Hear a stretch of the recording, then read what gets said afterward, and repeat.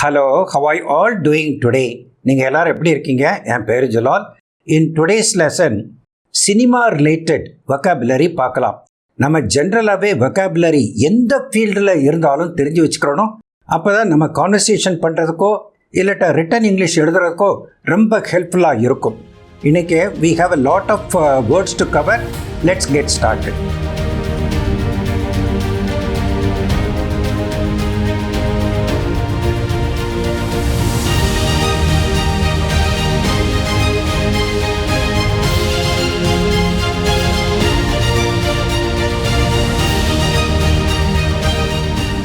இப்போ சினிமாவினுடைய சினானிம்ஸ் பார்க்கலாம். சினானிம்ஸ்னால் words having the same meaning, அதே அர்த்தமுள்ள மற்ற வேர்ட்ஸு பார்ப்போம். First word is film. Film அப்படின்னாலும் சினிமா தான், திரைப்படம் அப்படின்னு தான் அர்த்தம். Film making of a film அப்படின்னு சொல்லலாம். Next word is movie. மூவினாலும் திரைப்படம் தான், மூவி மேக்கிங் அப்படின்னு சொல்லலாம். ரெண்டுமே ஒரே அர்த்தம் தான், இருந்தாலும் there is a minor difference. Film வந்து it's a word that is commonly used in British English and movie is a word that is commonly used in American English. அப்படி ஒரு மைனர் டிஃப்ரென்ஸு இருக்குது. செகண்ட் டிஃப்ரென்ஸ் என்னென்னா film and film making can be commercial. கமர்ஷியல்னால் ஒரு வியாபார நோக்கோடு இருக்கலாம், but it has a larger purpose, ஒரு பரந்த நோக்கம் இருக்குது ஃபில்முங்கிற வேர்டுக்கு. Then just making money. Making money alone is not the motive of making a film. அப்படி இல்லை. அதனால தான் ஆர்ட் ஃபில்ம் அப்படின்லாம் இருக்குது. அதாவது கலை நோக்கு உள்ள ஃபில்ம், அதாவது கலையை ப்ரொமோட் பண்ணுறதுக்கு, ஆர்ட்டை ப்ரொமோட் பண்ணுறதுக்கு எடுத்துக்கக்கூடிய ஃபில்ம் கூட ஃபில்ம்னா சொல்கிறோம், மூவின்னு சொல்ல மாட்டோம். ஏன்னா movie means it's a totally out and out commercial. The only motive is to earn more money. Money making is the only motive for movies அப்படின்னு சொல்லலாம். Movie and movie making. Next word is picture. பிக்சர்னா படம்னு அர்த்தம். படத்துக்கு புகழ் போகலாமா அப்படின்னு கேட்குறாங்கல்ல, அதுதான் பிக்சர். அப்புறம் ஸ்க்ரீன். ஸ்க்ரீன்னா திரை. நெக்ஸ்ட் வந்து சில்வர் ஸ்க்ரீன். சில்வர் ஸ்க்ரீன்னா வெள்ளித்திரை. ஏன்னா அந்த திரை வந்து சில்வர் கலரில் வெள்ளையாக இருக்குல்ல, அதனால் சில்வர் ஸ்க்ரீன் அப்படின்னு சொல்கிறாங்க. அதுக்கு வேணால் ஒரு சென்டென்ஸ் பார்க்கலாம். Now the movies have return to the silver screen after 1 year. 1 year அடைச்சி போட்டு வச்சுருந்தாங்க சினிமா தியேட்டர்ஸ்லாம் due to covid conditions. Now there is some sort of a relaxation. அதனால் movies have return to the silver screen அப்படிங்கிறது இந்த word இருக்குது. இந்த next வேர்டை பாருங்கள், ஜோன்ரா. ஜோன்ரா அப்படிங்கிற ப்ரொனன்சியேஷனும் பாருங்கள், அந்த ஸ்பெல்லிங்கும் பாருங்கள். ஸ்பெல்லிங்குக்கும் ப்ரொனன்சியேஷனுக்கும் சம்மந்தமே இல்லை. இது வந்து ஜோன்ரா அப்படின்னு தான் சொல்லணும். இதுக்கு என்ன மீனிங்னா டைப் ஆஃப் மூவி. மூவி வந்து என்ன டைப்பு அப்படின்ட்டு சொல்லக்கூடியது. ட்ராமாவாக இருக்கலாம், காமெடியாக இருக்கலாம், ஹாரராக இருக்கலாம், ஹாரர் மூவிஸாக இருக்கலாம், இல்லாட்டா ஆக்ஷன் மூவிஸாக இருக்கலாம், இல்லாட்டா சை-ஃபையாக இருக்கலாம். சை-ஃபை அப்படின்னா சயின்டிஃபிக் ஃபிக்ஷன். சை-ஃபை அப்படின்ட்டு ஷார்ட்டாக சொல்லலாம் சயின்டிஃபிக் ஃபிக்ஷனுக்கு. சயின்டிஃபிக்னா அதாவது விஞ்ஞான சம்பந்தமாக உள்ள மூவி. அப்புறம் ஃப்ளிக் அப்படின்னு சொல்கிறாங்க. ஃப்ளிக் அப்படின்னாலும் மூவி அப்படின்னு தான் அர்த்தம். மூவி, சினிமா, ஃபில்ம் அப்படின்னு அர்த்தம். இதில் இன்னொரு மீனிங் கூட இன்னொரு கூட சொல்கிறாங்க, சிக் ஃப்ளிக் அப்படின்னு சொல்கிறாங்க. அதாவது விமன் சென்ட்ரிக் மூவி. சிக் அப்படின்னா விமன் தான், ரொம்ப கலோக்கியலாக சொல்லக்கூடிய வேர்டு. அதனால் ரொம்ப அதை எஸ்பெஷலி விமனுக்கு முன்னால் அதை யூஸ் பண்ண வேண்டாம் அப்படின்னு சொல்லிக்கிறேன். பரவாயில்ல, இது தெரியும் அவங்களுக்கும். சிக் அப்படின்னா விமன் அப்படின்னு தான் அர்த்தம். சிக் ஃபில்ம், சிக் ஃப்ளிக் அப்படின்னு சொல்லுவாங்க. Women centric movie, that could be romantic story or love story or family story, chick flick அப்படின்னு சொல்கிறது. அப்போ ரொமான்டிக் காமெடிக்கு வந்து ராம் காம் அப்படின்னு தான் சொல்கிறாங்க, ஷார்ட்டாக சொல்கிறாங்க. அதுக்கு பிறகு next word is blockbuster. பிளாக் பஸ்டர்னா என்னென்னா one that is notably expensive, ரொம்ப செலவழித்து எடுக்கப்பட்ட படம். பிளாக் பஸ்டர் அப்படிங்கிறது. Blockbuster effective, successful, large or extravagant. எக்ஸ்ட்ரா வேகண்ட்னா ஆடம்பரமாக உள்ளது. அவங்களாம் டாப் ஸ்டார் போட்டு தான் எடுப்பாங்க. அப்படி உள்ளது பிளாக் பஸ்டருக்கு, ரொம்ப செலவழித்து எடுக்கிறது. அப்புறம் ஃப்ளிக் அப்படின்னாலும் மூவி தான். நெக்ஸ்ட் வந்து பாக்ஸ் ஆஃபீஸ்.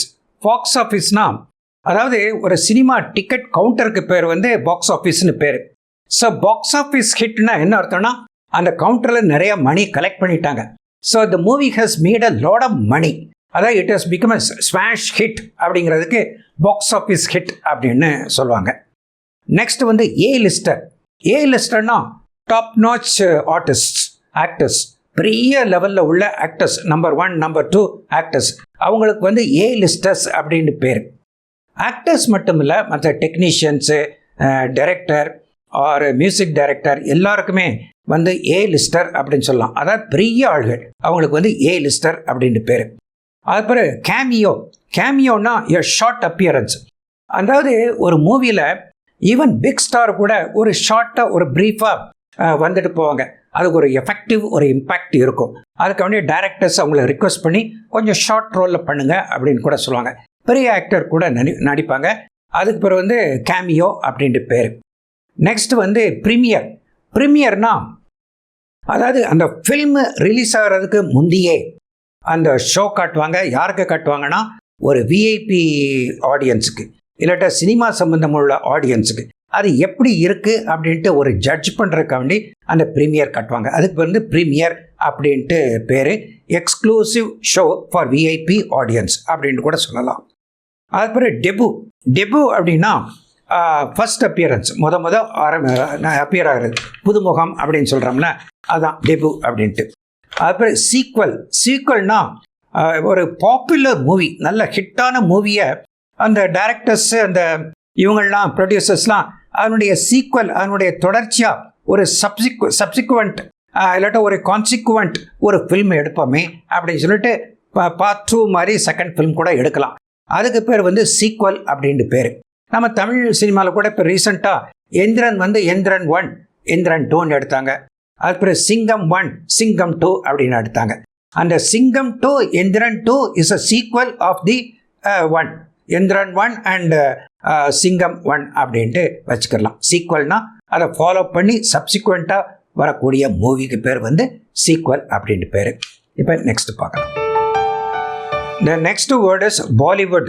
அதாவது சினிமா இண்டஸ்ட்ரி இன் பாம்பே அப்படின்னு அர்த்தம். ஹாலிவுட் சினிமா இண்டஸ்ட்ரி இன் கலிஃபோர்னியா, த USA அப்படின்னு சொல்லலாம். அப்புறம் கோலிவுட் அப்படின்ட்டு சொல்கிறாங்க.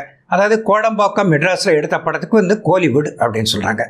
அப்புறம் ஷோனா ஒரு theatrical presentation, first day first show அப்படின்லாம் சொல்கிறாங்க. ஷோ அப்படின்னா சினிமா காட்சி அப்படின்னு அர்த்தம். நெக்ஸ்ட் வந்து ஷோ பிஸ் அப்படின்னு சொல்கிறாங்க. அதாவது ஷோ பிஸ்னஸ்னுடைய ஷார்ட் ஃபார்ம் ஷோ பிஸ் அப்படின்னு சொல்கிறாங்க. சார், என்டர்டைன்மெண்ட் இண்டஸ்ட்ரிக்கு ஒரு கலெக்டிவாக சொல்கிறக்கூடிய டேர்ம் வந்து ஷோ பிஸ் அப்படின்னு சொல்லலாம். He has been in the show பிஸ் ஃபார் ஓவர் 30 years. 30 வருஷமாக அவன் அந்த என்டர்டைன்மெண்ட் இண்டஸ்ட்ரி ஷோ பிஸில் இருக்கான் அப்படின்னு சொல்லலாம். நெக்ஸ்ட் வேர்டு வந்து footage. Footage is a recorded video material, பதிவு செய்யப்பட்ட வீடியோ பொருள் அப்படின்னு பேர். நெக்ஸ்ட் வந்து ரஷஸ். இதை கவனிச்சுக்கோங்க. ரஷஸ்னா a print of a motion picture scene processed directly after shooting for review by the directors and producers. Shooting முடிஞ்ச உடனே அந்த ரஷஸ் போட்டு காட்டுறது யாருக்கு? ப்ரொடியூசர், டைரக்டருக்கு எப்படி வந்திருக்கு அப்படின்ட்டு ஒரு கேஜ் பண்ணுவாங்க, ஒரு அசஸ் பண்ணுவாங்க. அதுக்கு வந்து அந்த ரஷஸ் போட்டு காட்டுவாங்க அப்படின்னு சொல்லலாம். நெக்ஸ்ட் வந்து டாக்கீஸ்னா a motion picture with synchronised sound track. அந்த காலத்தில் சைலண்ட் மூவிலாம் இருந்துச்சு. அது பிறகு சவுண்ட் சிஸ்டம்லாம் வந்துருச்சு. அது சின்க்ரோனைஸ் பண்ணி வைப்பாங்க, ஒத்திசைக்கப்பட்ட ஒலிப்பதிவு அப்படின்னு பேர். இப்போ எல்லாமே அப்படி தான் இருக்குது. நெக்ஸ்ட் வந்து டீசர்னா என்னென்னா ஒரு அட்வர்டைஸ்மெண்ட்டு, ஒரு ப்ரொமோஷனல் டிவைஸ். அதை வந்து போட்டு காட்டுவாங்க to arose interest in the public.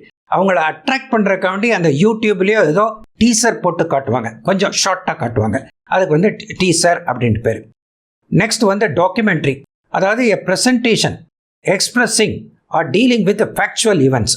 அதாவது ஒரு விளக்க காட்சி, உண்மை சம்பவத்தை விளக்கி சொல்கிறதுக்கு வந்து டாக்குமெண்ட்ரி அப்படின்ட்டு பேர். நெக்ஸ்ட் வந்து சினிமாட்டோகிராஃப். அதாவது a motion picture camera or projector, theatre and or show. ஒரு திரைப்படம், அது சினிமாட்டோகிராஃப் அப்படின்னு கூட சொல்லலாம். இப்போ நெக்ஸ்ட் பார்க்கலாம். Next we will see some more words relating to the building or place for cinema or performance பார்ப்போம். ஃபர்ஸ்ட்ல வந்து play house. Play house is nothing but a theatre. அதுக்கப்புறம் தியேட்டர்னா என்னென்னு பார்ப்போமே. தியேட்டர்னா a building or part of a building where movies are shown. Movies எங்கே காட்டுறாங்களோ அதுக்கு பேர் வந்து தியேட்டர் அப்படின்னு பேர். அது பிறகு ஓப்பரா. ஓப்பரா ஓப்பரா ஹவுஸ் ஆப்பரா அப்படின்னு கூட சொல்கிறாங்க. ஆப்பரா அண்ட் ஆப்பரா ஹவுஸ் அப்படின்னு சொல்கிறாங்க. அதாவது நீங்கள் சிட்னி பிக்சர்ஸ்லாம் பார்த்துருப்பீங்க. அதாவது Sydney is a big city in Australia. அதனுடைய ஹார்பரில் வந்து ஓப்பரா ஹவுஸ் இருக்குது. Opera is nothing but a drama காட்டுவாங்க. அங்கே ட்ராமா காட்டுவாங்க. அந்த ஆக்டர்ஸ் வந்து ஒரு மியூசிக்கல் பெர்ஃபார்மன்ஸ் மாதிரி இருக்கும். மியூசிக் இருக்கும், பாடுவாங்க. அதுக்கு பேர் வந்து ஓப்பரான்னு பேர். அந்த ஹவுஸுக்கு பேர் வந்து ஓப்பரா ஹவுஸ் ஆப்பரா ஹவுஸ் அப்படின்னு சொல்கிறாங்க. நெக்ஸ்ட் வந்து amphitheatre. Amphitheatre is a oval circular building with rising tiers of seats. அப்படி கேலரி மாதிரி சீட்ஸ் இருக்கும். அந்த பள்ளத்தில் இருக்கிற மாதிரி இருக்கும் அந்த ஸ்டேஜ். அதில் தான் ஆக்ட்லாம் பண்ணுவாங்க. அதுக்கு பிறகு வந்து ஆம்பி தியேட்டர்னு பேர். அதனுடைய பிக்சர் கூட இருக்க பார்த்துக்கோங்க. அந்த காலத்தில் ரோமன் எம்பையரில் இது இருந்துச்சு. அந்த ரோமன் எம்பையர் வந்து ஆர்ட்லாம் நல்லா ப்ரொமோட் பண்ணாங்க. அது நடக்கும். அந்த ட்ராமாவோ ஏதோ ஒரு பெர்ஃபார்மன்ஸ் நடக்கும். அந்த டயர்டு கேலரி மாதிரி சீட்ஸ் இருக்கும். சர்க்குலர் பில்டிங்காக இருக்கும், இல்லாட்ட ஓவல் ஷேப்பில் இருக்கும். அதுக்கு பிறகு ஆம்பி தியேட்டர் அப்படின்னு பேர். இது வந்து புது வேர்டாக இருக்கலாம், நீங்கள் தெரிஞ்சுக்கோங்க. ஆம்பி தியேட்டர் அப்படின்னு பேர். அப்போ அரீனானா ஒரு அரங்கம், இல்லாட்ட ஒரு கோதா அப்படின்னு சொல்லலாம். கோதாவில் இறங்கிட்டியா அப்படின்லாம் கேட்குறாங்கல்ல, அதுதான் arena. Arena is arena in a Roman amphitheater for gladiatorial combats. Gladiators அப்படின்னு கூட மூவி இருக்குது, நீங்கள் பார்த்துருப்பீங்கன்னு கேட்க. அதாவது 2 பேரை சண்டை போட வைப்பாங்க. அவங்க சாகிற வரைக்கும் சண்டை போடணும். ஒருத்தன் சாகணும், இன்னொருத்தையும் அவனை சாகடிக்கணும். அது வரைக்கும் சண்டை போட்டுக்கிட்டே இருக்கணும். மற்றவங்களாம் வாட்ச் பண்ணிக்கிட்டு இருப்பாங்க. இந்த நம்ம இப்போ சேவலை வச்சு சண்டை போடுறோம்ல, அது மாதிரி ஆட்களை வச்சு சண்டை போட வைப்பாங்க. அவங்களுக்கு பேர் வந்து கிளாடியேட்டர்ஸ்னு பேர். அந்த இடத்துக்கு பேர் வந்து அரீனா அப்படின்ட்டு பேர். இது வந்து ரோமன் எம்பையர் அதில் இருந்துச்சு அந்த காலத்தில். அதுக்கப்புறம் கான்சர்ட் ஹால். கான்சர்ட் ஹால்னா a place for public performance of music or dance. அது வந்து கான்சர்ட் ஹால் அப்படின்ட்டு பேர். ஏஆர் ரஹ்மான் கான்சர்ட் அப்படின்லாம் சொல்கிறாங்களே, அதுதான். அப்புறம் auditorium. Auditorium is a part of a building where an audience sits. அங்கே ஆடியன்ஸ் இருப்பாங்க. அது வந்து கான்சர்ட்டுக்கு மட்டும் இல்லை, மியூசிக்கல் பர்ஃபார்மன்ஸ் மட்டும் இல்லை, ஜென்ரலாக ஒரு மீட்டிங் நடக்குது, இல்லாட்ட ஒரு பப்ளிக் கேதரிங் இருக்குது, பப்ளிக் எல்லாரும் அங்கே அசம்பிள் பண்ணுறாங்க, அதுக்கு வந்து ஆடிட்டோரியம் அப்படின்னு பேர். இதெல்லாம் பில்டிங்ஸு. இப்போ நெக்ஸ்ட் பார்ப்போம். The next is miscellaneous words or other words. The first word is cartoon. Cartoon or cartoon movie. Cartoon movies வந்து டாம் அண்ட் ஜெரி அப்படின்னு கூட கேள்விப்பட்டிருப்பீங்க.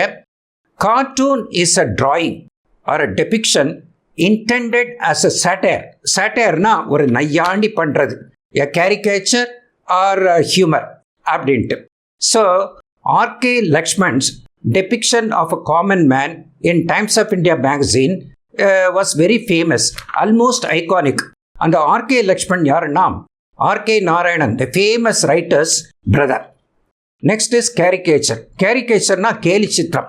இப்போ ஒரு பொலிட்டிக்கல் ஃபிகரை வந்து கேலி பண்ணுறது, அவருக்கு லேசாக கொஞ்சம் மூக்கு பெருசாக இருக்குன்னு வச்சுக்கோங்க, அதை டிஸ்ப்ரொபோர்ஷனேட் அளவில் அந்த மூக்கை பெருசாக காட்டி கேலி பண்ணுறது, தட் இஸ் கால்டு கேரிகேச்சர் அப்படின்னு பேர். Next is panorama. பேனரோமானா a range, a comprehensive presentation of a subject, ஒரு விஷயத்தின் விரிவான விளக்க காட்சி அப்படின்னு சொல்லலாம். அதை பேனரோமா ஆஃப் இந்தியன் ஃபில்ம்ஸ் அப்படின்னு கூட சொல்லுவாங்க. அதுக்கப்புறம் நெக்ஸ்ட் வேர்டு இஸ் ட்வின்ஸ். ட்வின்ஸ்னா இரட்டையர்கள் அப்படின்னு அர்த்தம். அதனுடைய சிமிலர் வேர்டு என்னன்னா லுக் அலைக். லுக் அலைக்னா பார்ப்பதற்கு ஒரே போல இருப்பது, look alike. And the last word of today's lesson is movie buff. Movie பஃப்னா a person with passionate interest in cinema is called a movie buff. அதாவது சினிமா பைத்தியம். மூவி பஃப்னா அப்படியே சினிமாவை பார்த்துக்கிட்டே இருக்கிறது, அது வந்து மூவி பஃப், அதாவது சினிமா பைத்தியம் அப்படின்னு பேர்.